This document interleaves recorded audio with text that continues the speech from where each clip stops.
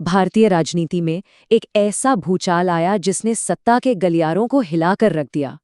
ये कहानी है एक बहुत बड़े दलबदल की, एक ऐसी घटना जिसने दोस्ती, वफादारी और विचारधारा इन सब पर गहरे सवाल खड़े कर दिए।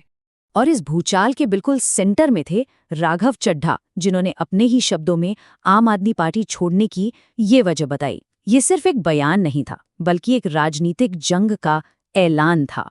जैसे ही ये घोषणा हुई, दोनों तरफ से आरोपों और प्रत्यारोपों की, कह सकते हैं, एक बौछार सी शुरू हो गई। ये एक ऐसी लड़ाई थी जो अब बंद कमरों से निकलकर मीडिया की सुर्खियों में खुलेआम लड़ी जा रही थी। तारीख थी 24 अप्रैल 2026। राघव चड्ढा एक प्रेस कॉन्फ्रेंस करते हैं और ऐलान करते हैं कि वो और उनके 6 साथी सांसद अब बीजेपी का हिस्सा हैं। ये आम आदमी पार्टी के लिए एक बहुत बहुत बड़ा झटका था, शायद एक ऐसा घाव जो कभी भरेगा नहीं।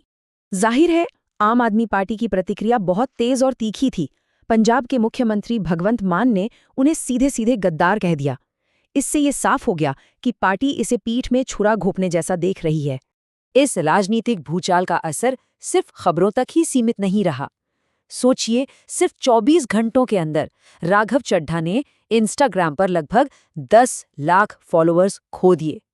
डिजिटल दुनिया में जनता की तरफ से ये एक सीधी और साफ प्रतिक्रिया थी। तो आम आदमी पार्टी की कहानी क्या है? उनके मुताबिक ये सिर्फ कुछ सांसदों का पार्टी छोड़ना नहीं था, बल्कि पर्दे के पीछे एक बड़ी साजिश चल रही थी, और ये उसी का नतीजा था। पार्टी ने इसे नाम दिया ऑपरेशन लोटस। ये शब्द भारतीय राजनीति में अक्सर तब सुनाई देता है जब विपक्ष की सरकारें गिराई जाती हैं। एएपी के आरोप बिल्कुल सीधे थे कि बीजेपी केंद्रीय एजेंसियों का डर दिखाकर उनकी पार्टी को तोड़ रही है, ताकि पंजाब की चुनी हुई सरकार को अस्थिर किया जा सके। लेकिन अगर पार्टी के अंदर के लोगों की माने, तो ये दरार कोई अचानक नहीं आई थी। पिछले कुछ सालों से चड्ढा और पार्टी लीडरशिप के बीच दूरियां बढ़ रही थी। उन पर पंजाब सरकार के काम में दखल देने के आरोप भी लगे। और तो और, पार्टी के सबसे मुश्किल वक्त में, यानी केजरीवाल की रिहाई के समय, उनकी गैर मौजूदगी ने इन अटकलों को और हवा दे दी। चलिए, अब सिक्के का दूसरा पहलू देखते हैं। राघव चड्ढा और उनके साथी सांसदों की कहानी बिल्कुल अलग है। उनके लिए ये कोई राजनीतिक मौकापरस्ती नहीं, बल्कि उनकी अंतरात्मा का संकट था। चड्ढा ने इसे एक वैचारिक लड़ाई की तरह पेश किया।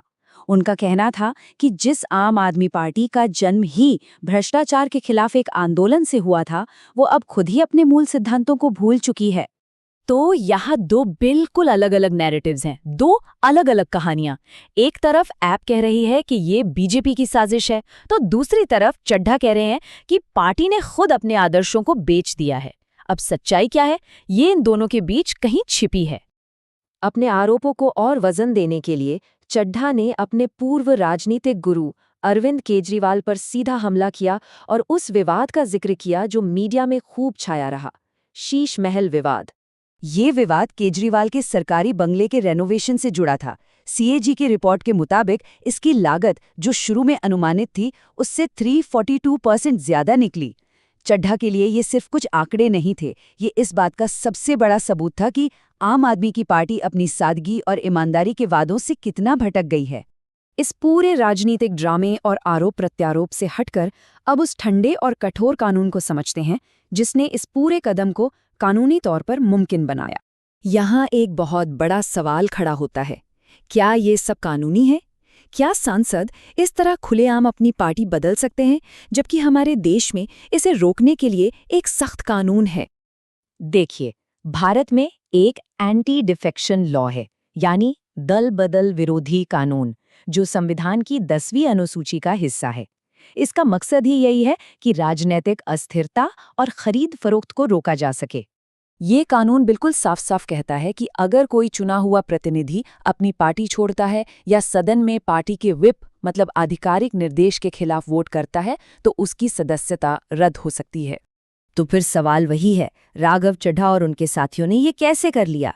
यहीं पर कहानी में एक कानूनी मोड़ आता है, एक ऐसा नियम जो इस पूरे खेल को ही बदल देता है।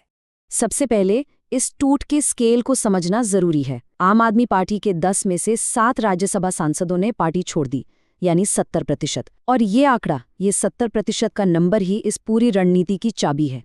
दल बदल विरोधी कानून में एक बहुत बड़ा लूप होल है, एक कानूनी रास्ता। नियम ये है कि अगर किसी पार्टी के कम से कम 2/3 सदस्य एक साथ पार्टी बदलते हैं तो कानून की नज़र में उसे दल बदल नहीं बल्कि विलय यानी मर्जर माना जाता है, और ऐसे में उनकी सदस्यता रद्द नहीं होती। चड्ढा और उनके साथियों ने इसी कानूनी दाव का इस्तेमाल किया। तो आखिर में इस पूरी राजनीतिक चाल के बड़े मायने क्या हैं? क्या ये सिर्फ कुछ सांसदों का पार्टी बदलना है, या फिर भारतीय लोकतंत्र के लिए इसके कुछ गहरे संकेत भी छिपे हैं? तो क्या ये सत्ता के लिए एक सोचा समझा खेल था, या फिर सिद्धांतों के लिए उठाया गया एक जरूरी कदम? सच शायद इन दोनों कहानियों के बीच में कहीं है, और जवाब इस पर निर्भर करता है कि इसे किस नजरिए से देखा जा रहा है। ये पूरी घटना हमें एक बहुत गहरे सवाल पर सोचने के लिए मजबूर करती है। राजनीति में सिद्धांत और सत्ता के बीच वो महीन सी रेखा कहाँ है? और जब इन दोनों में से किसी एक को चुनने का वक्त आता है, तो एक नेता आखिर चुनता क्या है?